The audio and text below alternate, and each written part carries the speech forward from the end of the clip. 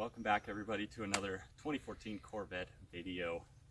Today we're going to be focusing on getting this thing sitting on the ground, and to do that we need to remove all the old suspension that's busted worse than the American economy right now, and we're going to replace it with all the new parts I have. And after we do that, we'll be one step closer to getting this thing off the trailer. And I also ordered our new dry sump tank here.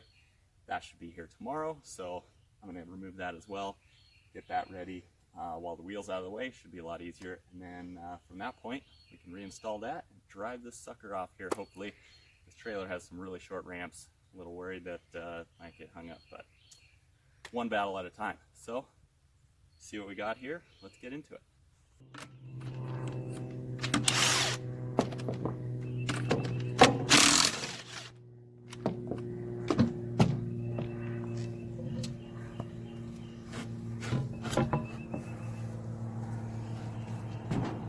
Alright guys, we're back, and got the wheel off, got suspension kind of pulled back as well as I can to see everything that's going on in there. It's definitely a lot of damage, and whatever they hit was pretty hard. Busted both sides of the lower control arm clean off, broke the tie rod, broke the sway bar end link off, broke the upper control arm, ripped the shock clean off, jammed that big stick right into the steering rack, and definitely a lot of trouble. And if you look down at the leaf spring down there, it looks like we're missing the adjuster snubber that goes in there that holds the ride height, so that might be a little bummer. I have to take it apart again to do that, but at least we can get it on the ground this way.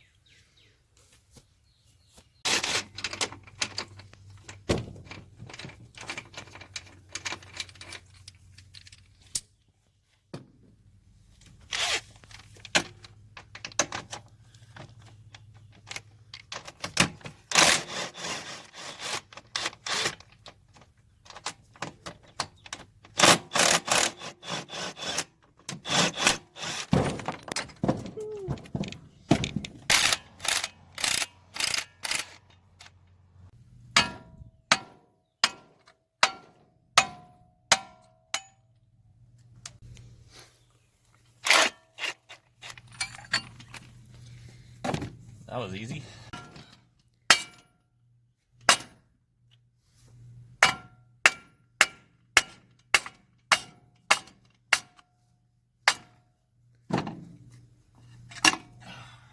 Alright, well, we got the piece of wood out, and turns out it helped us because this thing's completely already loose. Don't even got a breaker free.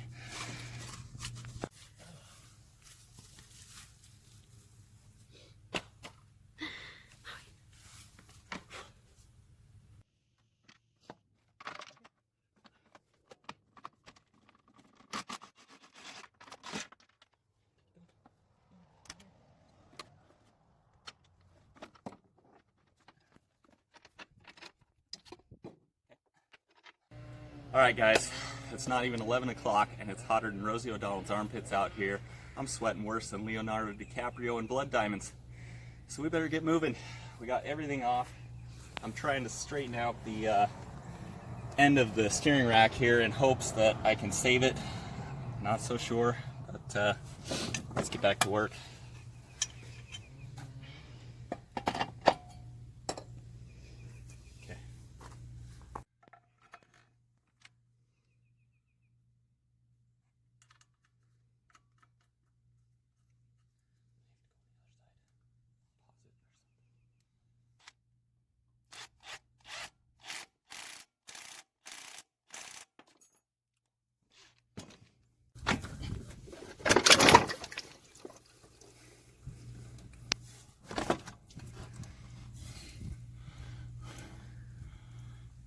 Okay, so as you can see, there was a lot of water mixed into the oil from having the cap busted open and getting rainwater in there without a fender.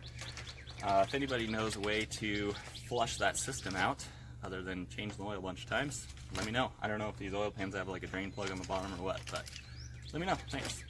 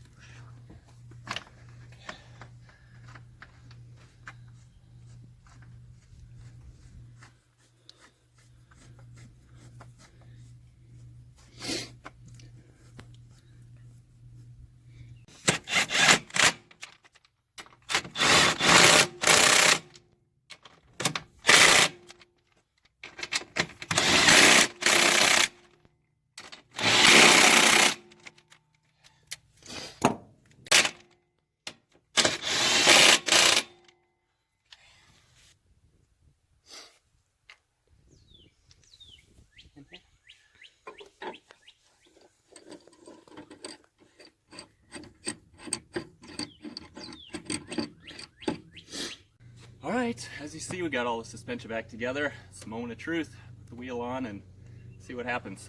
Hoping it's gonna sit nice and level. We'll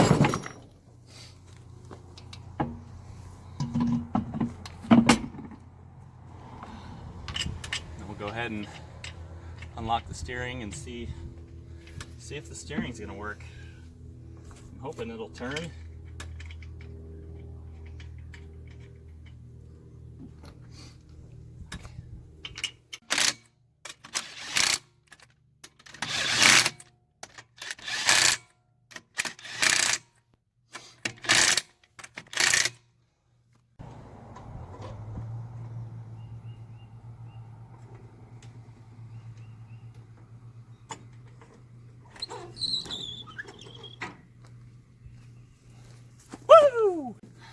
I'd say we had success.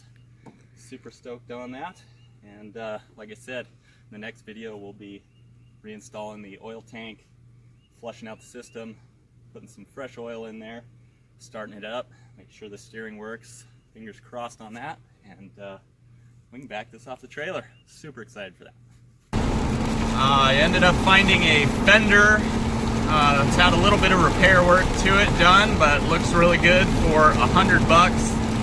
And beyond that, the guy's got a perfect grill and a driver's side headlight for a total of $250 for everything, which is just outrageous. So had to go get it. Driving safe, keeping it about 10 below the speed limit because it's raining pretty hard, and so far I already saw one jackknife semi-truck that was right into the ditch. Luckily he did not flip over or anything. But I just wanted to touch on this coronavirus thing and what I was talking about there with how I ended up getting a good deal on the Corvette. You know, with all this crazy stuff that's going on, it was a few weeks back people really started taking it seriously, and I had been watching this Corvette and it looked like it, you know, didn't have too bad of damage, looked like fairly easy fix, and no frame damage, which was pretty good and not too bad on body panels or airbags. So when this thing came up, typically on a live auction you see about, right when it starts, around 1,200 people online, and then it grows to around 2,500 or so. Well, when this car came up, there was only 220 people online on the auction, and you know, honestly, I was a little uncomfortable spending that kind of money at the moment, just because I had a lot of money invested in the 4Runner project, and I knew that getting my money back out of it at this time might be pretty difficult, and which I really need to do. But you know, I just couldn't pass up the deal. I set a limit for myself, and you know, there was only one other person bidding on the car, and it happened to be a pure sale, and I think that's really the only reason I got it for as cheap as I did. So that's pretty much it. Just wanted to touch bases on that, and hope you guys are doing great.